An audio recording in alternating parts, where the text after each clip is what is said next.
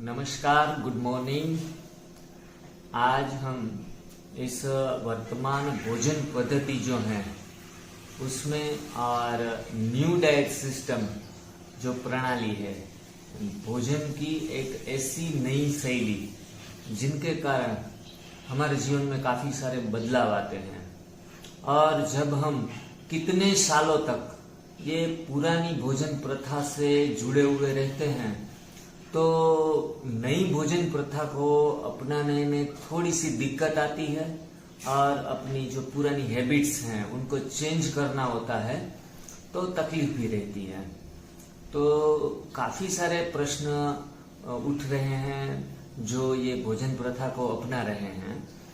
और आज हम एक प्रश्न आपके सामने रख रहे हैं जो आपको बहुत उपयोगी होने वाला है, उसके सवाल जवाब। तो प्रथम हम आपके सामने प्रश्न रखते हैं कि लोग अक्सर ये कहते हैं कि वर्तमान भोजन पद्धति में कौन सी कमियां हैं जिसकी वजह से आप ये नई भोजन प्रथा पर जोर देते हैं।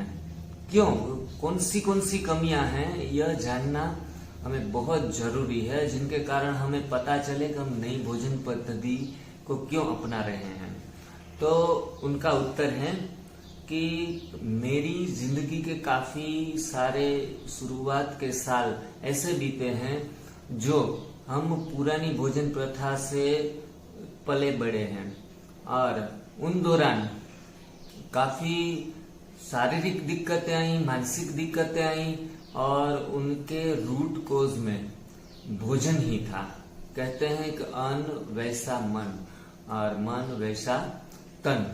तो ये जो हम काफी सारे लोग अलग अलग धर्म संप्रदायों में जाते हैं, उस तरह मैं भी ब्रह्मा कुमारी संस्था से जुड़ा हुआ हूँ।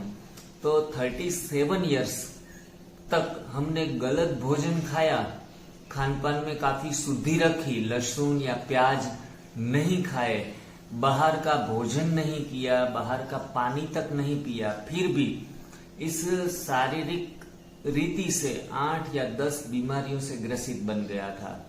तो उस दौरान हमें पता चला कि ये जो भोजन प्रथा हम ले रहे हैं वो गलत है, लेकिन जो पुराने बिलीफ्स हैं सामाजिक लेवल के ऊपर, वो पुराने बिलीफ्स को दूर हटाना और उनसे निजात पाना, मुक्त होना, सही अर्थ में मोक्ष कहा जाता है, मुक्ति कहा जाता है। तो उस मुक्ति हमें इस नई भोजन प्रथा से मिली। सिर्फ 1 महीने नई भोजन प्रथा को अपनाने के बाद काफी सारे चेंजेस देखने को मिले। 8-10 केजी वेट लॉस हुआ और जो भी शरीर में पेन था वो सब पेन चला गया और धीरे धीरे करके एक एक करके सभी रोग चलते गए, वहां तक कि आंखों के नंबर भी उतर गए। 6 महीने में बिल्कुल पूर्ण रीति से स्वस्थ हो गया।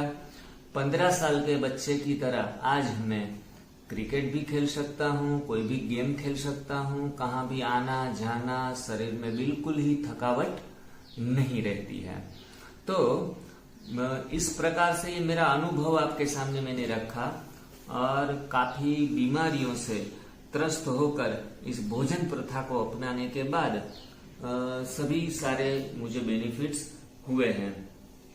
इन दौरान मैंने बहुत सारा व्यायाम भी किया, योगासन भी किए, प्राणायाम भी किए, रेकी मास्टर रहा हूं तो रेकी भी बहुत की, पानीपथी, शिवांबु थेरापी, स्वमूत्र थेरापी, और हम लाफिंग क्लब में भी जाते हैं तो वहां कृत्रिम हास्य, अभी तो आजकल के समय में तो क्राइम क्लब भी चल रही है, तो हमारे इमोशंस को रिलीज करने के लिए भी प्रयास हो रहे हैं, किंतु पूर्णतः फायदा इनसे होता नहीं है।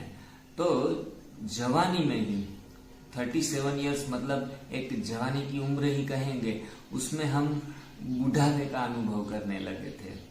तो जवानी में बाल सफेद होना, आंखों में चश्मे लग गए और खास बात तो यह है कि कान में भी थोड़ी सी तकलीफ आ गई। तो राइट ईयर में सुनना भी थोड़ा कम हो गया। तो ये सारे थकावट, बेचैनी और खांसी है, ऐसे ही छोटी बड़ी सभी बीमारियों में एलोपैथिक और आयुर्वेदिक के साथ, दवाइयों के साथ साथ दूध भी पीता गया। तो दूध, घी का इस्तेमाल खाने में ज्यादा करने लगा था।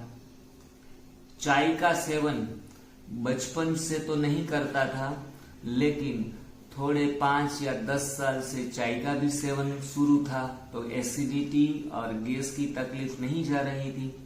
तो ये सब नई भोजन प्रथा में आता है, और नई भोजन प्रथा में ये सब चीजें हमारे डाइट से निकालनी होती है। और वो धीरे धीरे करके मैंने सारी की 15 दिनों में ही अपनी सारी हैबिट्स को चेंज कर लिया। पान, बीड़ी, तंबाकू का व्यसन तो पहले से ही नहीं था, और ये आसान हो गया मेरे लिए।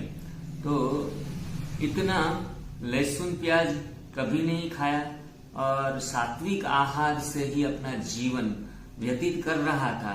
इतना सब करने के बाद भी, ध्यान रखने के बाद भी बीमारी पीछा नहीं छोड़ती थी, बल्कि ज्यादा और भी बढ़ती जाती थी। ये मेरे अनुभव आपको बहुत काम में आने वाले हैं, क्योंकि आप भी बहुत अच्छी तरह से और अपनी सेहत का ध्यान रखते हुए सुबह वॉकिंग के लिए भी जाते होंगे, योग प्राणायाम भी करते होंगे, कोई धर्म के साथ भी जुड़े हुए होंगे, शुद्ध और सात्विक भोजन भी घर का बनाया हुआ करते होंगे। लेकिन आज मैं आपको स्पष्ट करने वाला हूं कि रोग कहाँ से आते हैं।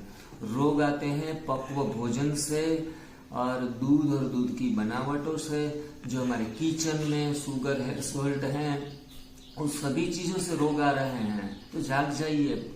बीड़ी तंबाकू ना खाने वाले को भी कैंसर आज है, क्योंकि एक ही कारण है, पकाया हुआ पक्व भोजन और अनडाइजेस्ट फूड जो शरीर में स्थित हो जाता है।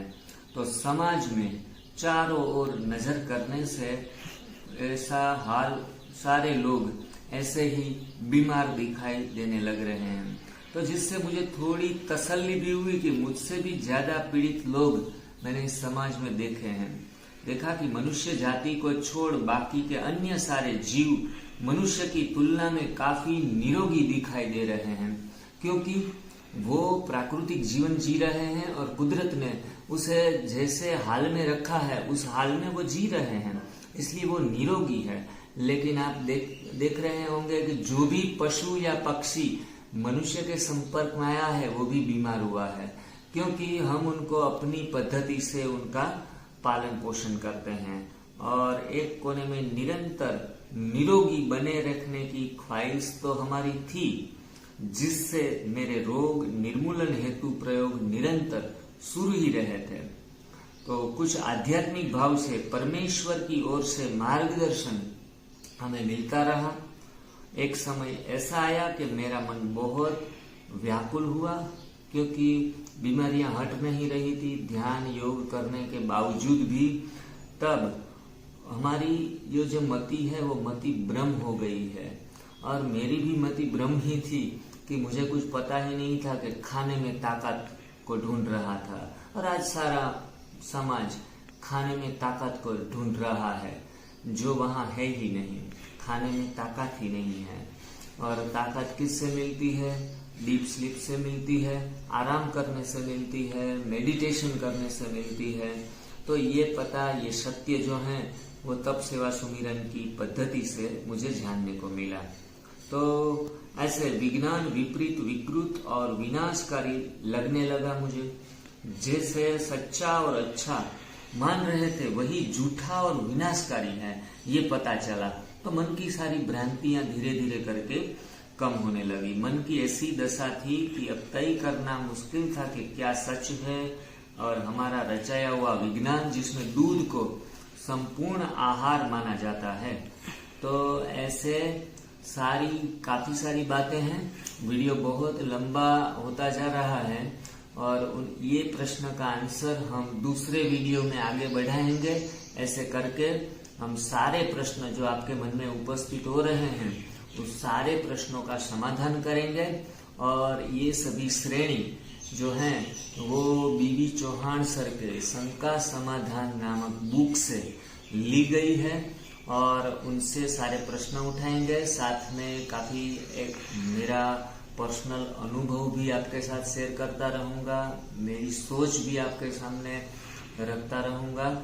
तो आप इस श्रेणी का पूर्ण लाभ उठाइए और अपने स्वास्थ्य को प्राप्त कीजिए। आज के विशेष वीडियो में मैं बीबी चौहान सर को विशेष रूप से धन्यवाद देना चाहूँगा कि जिन्होंने अपने जीवन में ये नई भोजन प्रथा को अपनाकर मेरे जीवन में भी एक प्रकाश, ज्ञान रूपी प्रकाश जो है वो मन मस्तिष्क में एक जागृत किया है। तो उनका बहुत धन्यवाद करता हूँ। और आज करोड़ों लोग बीबी चौहान सर से लाभान्वित हुए हैं। मेरा एक प्रयास रहेगा कि सर के जो विचार हैं बीबी चौहान सर के, वो पूर्णतः सच हैं और जीवन में अप्लाई करने जैसे हैं। मैंने भी काफी अप्लाई किया है और अनुभव किया है। तो छोटा सा प्रयास रहेगा कि आपके सामने ये सभी सारे विचार मैं रखूंगा।